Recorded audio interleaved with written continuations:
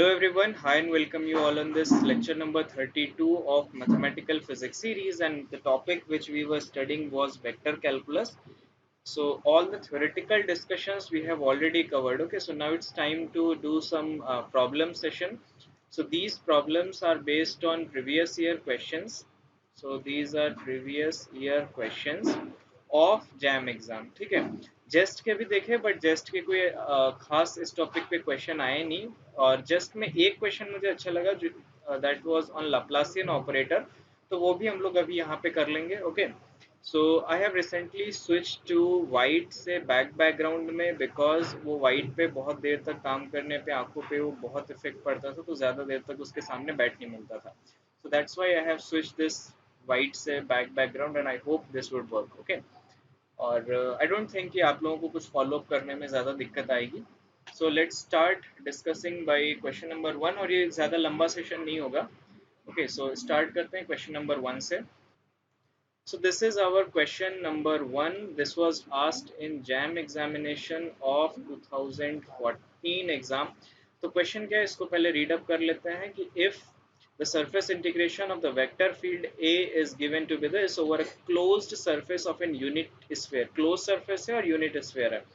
Then the relation between alpha, beta and gamma. देखो closed surface दिया है, it means तुम इस पूरे surface integration A dot ds है, इसको तुम एक volume integration divergence of A into DV या डी टाउ, जो भी आप वॉल्यूम एलिमेंट लिख रहे हो, इसमें कन्वर्ट कर सकते हो.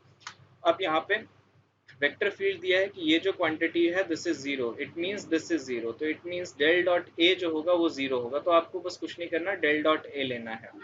तो डेल डॉट ए लोगे तो क्या आ जाएगा, 2 alpha plus beta minus 3 gamma is equal to zero. तो ये ऑप्शन हमारा आंसर आना चाहिए. देखो किसी में भी इस तरीके का ऑप्शन नहीं है, जो भी अल्फा डिवीजन में है. तो यहाँ पे देखो ऑप्शन बी जो है, इसमें बीटा बाई 6 दिख रहा है, तो इसको हम 6 से अगर डिवाइड कर देते हो लेट्स से, तो this is alpha by 3 plus beta by 6 minus gamma by 2 is equal to zero. तो ये जो ऑप्शन बी है ये इसका एक करेक्ट ऑप्शन है. ठीक है, तो इस तरीके से हम लोग ये डाइवर्जेंस थ्योरम का यूज करके इस क्वेश्चन को सॉल्व कर सकते हैं. तो ऑप्शन जो बी है वो इसका एक correct option है. Now let's move on to the next question. This was asked in JAM 2015 exam.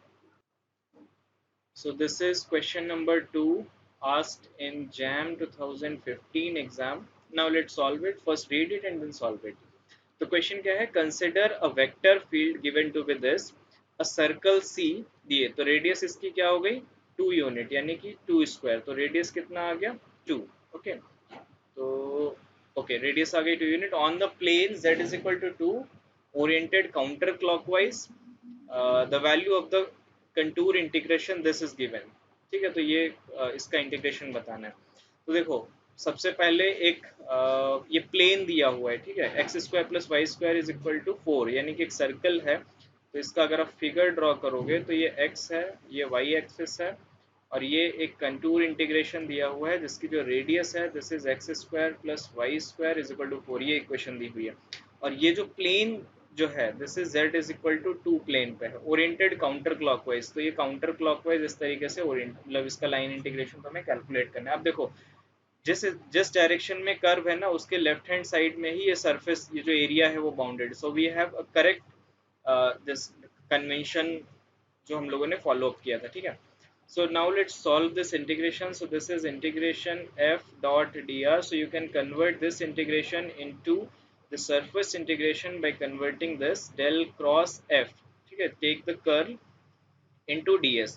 अब कर्ल क्या हो जाएगा, डेल क्रॉस एफ. तो अगर आप इसका कर्ल निकालोगे डेल क्रॉस एफ, तो you please do this in your notebook. So this is I J K, this is del by del x, del by del y, del by del z, or this quantity will be x, this sorry y, this is xz cube, this is minus of zy. ठीक है, तो ये quantity आ जाएगी. So when you do this calculation, so this is minus I cap z plus 3xz square. So first let me check, yeah this is correct, and plus this is plus k cap and this is z cube minus 1, z cube minus 1. अब देखो इसका हमें direction क्या होगा, direction counter clockwise है, तो इसकी direction k cap इस ये जो सरफेस है, direction of the surface, so what will be the direction of the surface, so this will be plus k cap. So del cross f dot ds vector. So ds vector here will be dx dy multiplied by k cap. ठीक है, so this function when you dot product with k cap, only this will remain, other will go to 0. So what this integration will come out to be, so this is del cross f dot ds vector. तो ये क्या आ जाएगा, this is integration surface integration z cube minus 1 multiplied into dx into dy. Z की value क्या है इस plane पे 2, so z is equal to 2, so this is 8 minus 1 7, so this is 7 integration dx into dy. This is nothing but the area, so area क्या होगा pi r square, so this is 7 pi into r square, so this is 2 square, so this is 28 pi. So इसका जो answer होगा, so this is 28 pi, so the option A is correct, 28 pi. So now let's come on to the question number 3. So this is question number 3. This was asked in JAM 2016 के exam में. So first read this question. Consider a closed triangular contour transversed in a counterclockwise direction. देखो direction यहाँ पे भी counterclockwise ही है, ठीक है, और area उसके अंदर ही bound है. So we are right with the convention. The value of the integral, this line integration की value है, this is integration line integration of f dot dl along its contour for a vector field. ये given है, ये कितना आएगा, ठीक है, so we have to calculate this value. So you can convert this into the surface integration. So this is del cross f dot of ds vector. So with ds vector क्या आ जाएगा, ds vector is dx dy into k cap. So now we have to find this del cross f. तो del cross f कितना आ जाएगा, del cross f is I j k, this is del x, this is del y, this is del z, this is del by del x. Okay, तो ये quantity कितनी है, x minus x 0. तो यहाँ पे सिर्फ k कंपोनेंट बचेगा, और k कंपोनेंट जब आप इसको करोगे, so this will be -2, क्योंकि एक माइनस वन यहाँ से, एक माइनस वन यहाँ से आएगा. सो दिस इज -2 इंटीग्रेशन ds, यानी कि एरिया. तो इस ये ट्राइंगल है, ट्राइंगल का एरिया कितना होगा, -2 हाफ इंटू बेस. बेस कितना, बेस यानी कि ये जो लेंथ है ये कितनी है, ये लेंथ कितनी है 2 यूनिट, और ये एंगल कितना है 45 45, तो ये कितना होगा 90 डिग्री. तो इसको अगर आप ऐसे परपेंडिकुलर यहाँ से ड्रॉ करोगे ना, तो ये हाइट जो आएगी ना वो 1 यूनिट की आएगी, तो इंटू 1. तो ये क्वांटिटी कितनी आ जाएगी, मल्टीप्लाइड बाई 1, सो 2 2 कैंसिल हो गया, सो दिस इज -2. सो यहाँ पे जो करेक्ट ऑप्शन आएगा या आंसर आएगा, दिस इज -2. ठीक है, so this is done. Now the next question है, ये भी JAM 2016 एग्जाम में है. तो 16 एग्जाम में 2 क्वेश्चंस थे इन पर्टिकुलर थ्योरम से. So now let's look at that question. So this is question number 4 asked in JAM 2016 exam. Now let's solve it. Question क्या है, सबसे पहले इसको रीड आउट कर लेते हैं अच्छे से. A hemispherical shell is placed on the xy plane centered at the origin. अच्छा, okay. For a vector field E, और ये वेक्टर फील्ड अगर आपको याद होगा तो हम लोगों ने लाइन इंटीग्रेशन जब पढ़ा था ना, तब भी यही वेक्टर फील्ड पे हम लोगों ने बात की थी, क्योंकि दिस इज वेरी इंपॉर्टेंट. तो ये लाइन इंटीग्रेशन वाले टॉपिक में एक बार आप जाके अगर नहीं देखा है तो उसमें भी देखो, क्योंकि इस तरीके में कुछ एक्सेप्शनल केसेस होते हैं जो वहाँ पे डिस्कस किया है. Then the case of the integral del cross E dA over the hemispherical surface is dash pi. कितने पाई होगा, ठीक है. तो देखो सबसे पहले हम लोग ये सरफेस ड्रॉ कर लेते हैं. हमारे पास ये एक xy प्लेन है, so this is xy plane, ठीक है, और यहाँ पे हेमिस्फीयर ऐसे इस तरीके से ड्रॉन है. अब हेमिस्फीयर में क्या कहा गया है कि ये इंटीग्रल जो कैलकुलेट करना है वो इसके अलोंग है, इसके अलोंग. तो हम क्या करेंगे, so we will use a theorem which converts this surface integration into a line integration. This surface integration जो है del cross E into dl का dot dot D A vector. So ये जो है क्योंकि ओपन सरफेस है और ये इसके पास एक बाउंड्री ऐसे क्लोज्ड है, ठीक है, कर्व मेरे पास एक है. तो अब हम एक ऐसा मतलब इस सॉरी इस सरफेस इंटीग्रेशन को लाइन इंटीग्रेशन में कन्वर्ट करेंगे. सो this is simply E dot DL vector, ठीक है, ओवर दिस क्लोज्ड लूप. ये जो क्लोज सर्कल सी है ये वाला जहाँ पे मार्कर पॉइंट आउट कर रहा है, इसके अलोंग जो हमारा लाइन इंटीग्रेशन होगा इसकी वैल्यू आएगी. अच्छा, अब ये जो कर्व है, ये जो कर्व है, ये जो सॉरी ये जो फील्ड है E, अगर आप इसका कर्ल लोगे, so del cross E is 0. Del cross E जो है 0 है, लेकिन अगर आप देखो ये जो E फील्ड है इसमें डिवीजन में एक फैक्टर है 1/x² प्लस y². जो कि 0,0 पे कितना हो जाएगा, इन्फिनिटी। और ऊपर भी एक्स वाई कोऑर्डिनेट है, सो दिस इज 0/0 फॉर्म। जो ये ई एक्स फील्ड है, यहाँ पे भी कुछ टर्म्स है, तो दिस इज इन्फिनिटी। और ये जो लूप हम लोग कंसिडर कर रहे हैं, ये एक्स वाई प्लेन में है, तो इसमें ये पॉइंट जो है एक्स कॉमा वाई, सॉरी 0,0, ये इंक्लूडेड होगा। Although this is conservative field, but this point 0,0 is not defined within the मतलब inside this contour integration, so this line integration will not be zero। ठीक है, ये zero नहीं आएगा। ये हम लोगों ने लाइन इंटीग्रेशन में बहुत डिटेल में ये चीजें डिस्कस किया था, और that was lecture number I guess 28 था। तो अगर आप नहीं देखे हो तो उसको भी देखो जाके। ठीक है, लाइन इंटीग्रेशन जो टॉपिक है, लाइन इंटीग्रेशन ये वाला, ठीक है, उसमें ये फील्ड हमने डिस्कस किया। और वहां पे हमने आई गेस किसी फील्ड के लिए टोटल लाइन जो है वो इंटीग्रल जो है वो कैलकुलेट भी किया है। तो आप सिंपली क्या करो, लाइन इंटीग्रेशन में कन्वर्ट कर लिया, अब इसका लाइन इंटीग्रेशन कैलकुलेट करो, ई डॉट डी एल, तो ये क्या आ जाएगा, minus Y D X plus X D Y divided by X square plus Y square over this closed, ये वाला जो सर्कल है इसके अलोंग। ठीक है, तो यहाँ पे आप पोलर कोऑर्डिनेट्स यूज कर सकते हो। x is equal to R cos theta रख दो, y is equal to R sine theta रख दो। यहाँ पे थीटा की लिमिट क्या होगी, 0 to 2 पाई। देखो यहाँ से एक आर आएगा, एक आर यहाँ से, x से एक आएगा, एक dy से आर आएगा, और ये नीचे क्या बन जाएगा, आर स्क्वायर। तो आर स्क्वायर कैंसिल हो गया, और ऊपर क्या आ जाएगा, sine square theta plus cos square theta. So this is nothing but simply 0 to 2 pi D theta. So this is simply 2 पाई। तो यहाँ पे जो आंसर आएगा दिस इज सिंपली 2। अगर आप सिंपली ये देख रहे हो कि अच्छा लाइन इंटीग्रेशन कन्वर्ट किया, इसका कर्ल जीरो है, कंजर्वेटिव फील्ड है, अगर आप इसको सिंपली जीरो कर दोगे तो गलत हो जाएगा। ठीक है, तो दीज एक्सेप्शनल केसेस जो है वो आप लोगों को याद रखने चाहिए कि ये जो फील्ड है वो 0,0 पे डिफाइंड नहीं है। और ये लेक्चर 28 पे जाके आप इसके जो डिटेल्ड हैं बाकी आप चीज़ें देख सकते हो। Now let's move on to question number 5। अच्छा, ये क्वेश्चन है मैंने ग्रुप से जो ये जो टेलीग्राम का ग्रुप है, हमारा एक ग्रुप भी है, अगर आप टेलीग्राम पे सर्च करोगे ये @ फिजिक्स अध्ययन, या आप इसमें नीचे डिस्क्रिप्शन बॉक्स में देखोगे तो वहाँ पे भी टेलीग्राम का लिंक है। ये मैंने वहाँ से लिखा, उसमें ये स्टूडेंट डिबेट कर रहे थे कि इसका जो आंसर है वो ज़ीरो होना चाहिए। एक्चुअली वो लोग ना गलती कर रहे थे, तो उनको मैं ये वीडियो भी अभी फॉरवर्ड कर दूंगा, बट उसके लिए पहले ये देख लेते हैं कि इसमें वो लोग गलती कहाँ पे करें, और ये क्वेश्चन कर सकते हैं गलती। देखो क्वेश्चन क्या है कि integral over this vector, volume integration निकालना है। ठीक है, तो वॉल्यूम इंटीग्रेशन आप सीधे ये लिख सकते हो a into D tau. So अगर आप सिंपली करोगे 40/रो into cos five rho cap D tau. अगर आप सिलिंड्रिकल कोऑर्डिनेट सिस्टम में डी टाउ लिखते हो तो डी टाउ कितना आता है, this is rho D five D Z. ठीक है, तो अगर आप इसको, अगर आपने नेक्स्ट स्टेप ये लिखा ना कि 40 रो कैप इंटीग्रेशन 1/रो cos five rho D five D Z, और इनकी लिमिट पे इंटीग्रेशन कर दिया ना, तो आपका आंसर आएगा जीरो। और जो आंसर आएगा ना जीरो, वो गलत आंसर।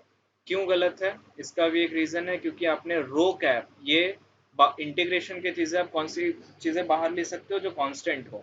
क्या रो कैप कांस्टेंट है, देखो ये सिलेंडर है मेरा, ठीक है, इस तरीके से। तो यहाँ पे रो कैप इस वाले पॉइंट पे जो सरफेस पे है वो इस डायरेक्शन में, यहाँ पे इस वाले पॉइंट पे रो कैप, यहाँ पे इस वाले पॉइंट पे रो कैप, यहाँ पे। तो रो कैप भी वेरिएबल है, तो रो कैप को आप ऐसे डायरेक्टली चेंज करके मतलब इंटीग्रेशन के बाहर नहीं लिख सकते। तो इसका सोल्यूशन क्या है, सोल्यूशन इसका क्या है कि आप रो कैप को ना आई कैप और जे कैप कोऑर्डिनेट सिस्टम में तोड़ दो, क्योंकि आई और जे जो होता है वो हमेशा फिक्स होते हैं। तो रो कैप क्या आ जाएगा सिलिंड्रिकल कोऑर्डिनेट सिस्टम में, cos five I cap plus sine five J cap. अब इसको सॉल्व करो, तो अब अगर इसको हम सॉल्व करेंगे तो ये क्वेश्चन क्या आ जाएगा, यहीं से इसको पिकअप कर लेते हैं। सो दिस इज इंटीग्रेशन 40/रो, this is cos five rho D into D Z.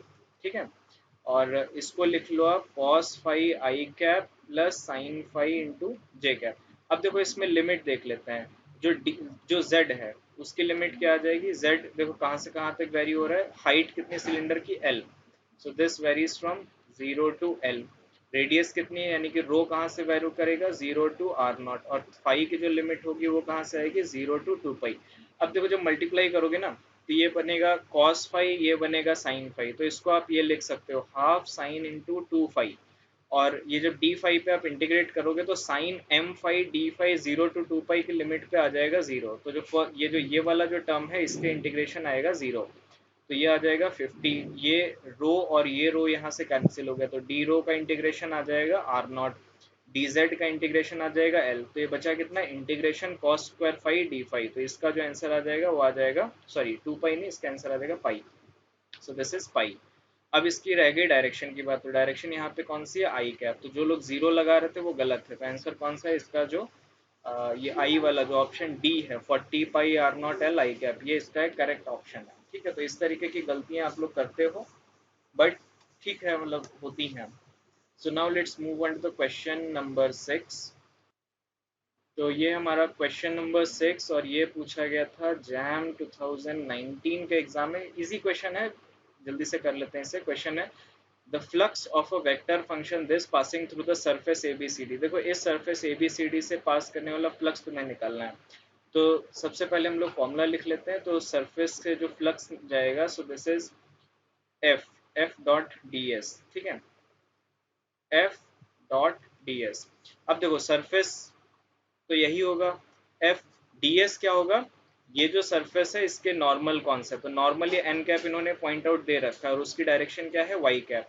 तो डी एस जो आएगा, सॉरी कलर चेंज कर लेते हैं, जो डी एस आएगा वो क्या आ जाएगा, जे कैप में, यानी कि वाई कैप डायरेक्शन में होगा, और कोऑर्डिनेट्स देखो कौन कौन सी चीजें कांस्टेंट है, तो इस पूरे सरफेस पे कौन सी वैल्यू कांस्टेंट है, वाई की वैल्यू कांस्टेंट है, तो ये क्या आ जाएगा, D x into D Z. तो ये क्या आ जाएगा, F dot J cap D x into D Z, F dot J करोगे तो क्या आ जाएगा, integration 3xy minus Z square into D x into D Z. y की वैल्यू कांस्टेंट है पूरे प्लेन पे, क्या है 1, x की लिमिट क्या आ जाएगी 0 to 1, y की लिमिट क्या आ जाएगी 0 to 1। ठीक है, तो अब इसमें आप पूरी वैल्यू रख दो, तो ये आ जाएगा आपका ये जो फर्स्ट इंटीग्रेशन होगा इसका कंट्रीब्यूशन आ जाएगा 3/2, इसका कंट्रीब्यूशन आ जाएगा 1/3। ठीक है, क्योंकि ये 1 आ जाएगा x² by 2 और ये z³ by 3। ठीक है, वैल्यू 1 रख दोगे, सो this is 7/6, so this is 1.6666 ऐसे।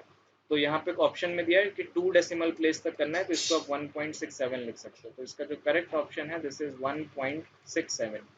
ठीक है, अब इस पूरे डिस्कशन का हम लोग 6 क्वेश्चन ऑलरेडी डिस्कस कर चुके हैं। आई होप कि अब तक थोड़ी चीज़ें क्लियर हो गई होंगी कि कैसे क्वेश्चन सॉल्व करने होते हैं। और now let's move on to the just वाला क्वेश्चन जो कि लाप्लासियन ऑपरेटर पे था, and I really like this question. So now let's discuss the last question. So this is our last question of this class, and this is question number 7।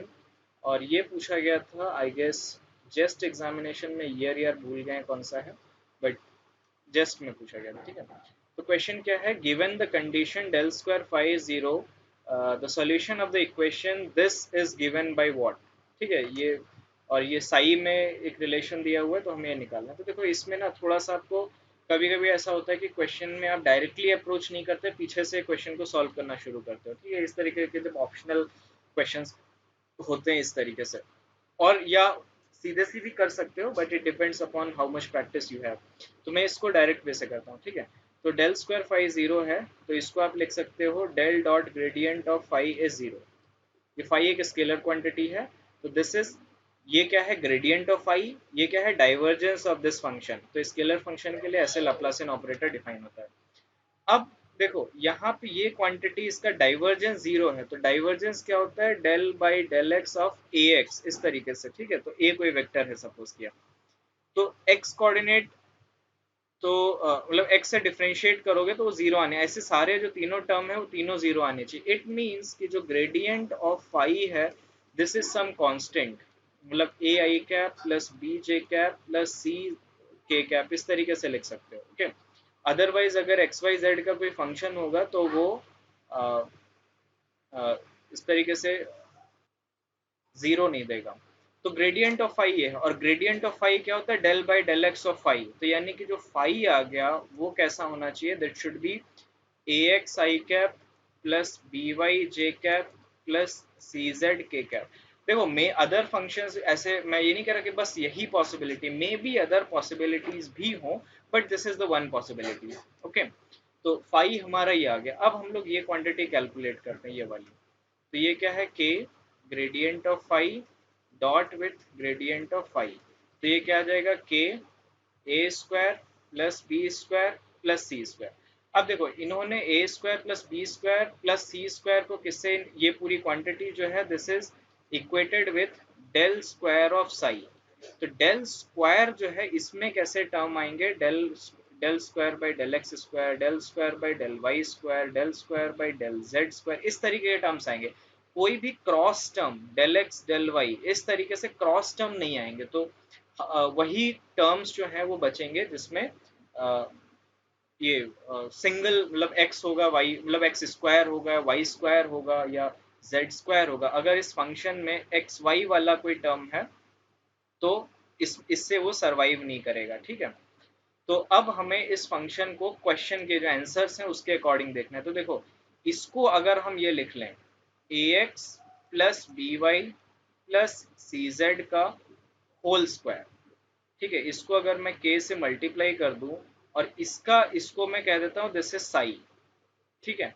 तो क्या del square Sai ये quantity return करेगा equation number one. तो ये मेरा साई जो है वो ट्रायल गेस किया हुआ है आंसर से देख के, ठीक है।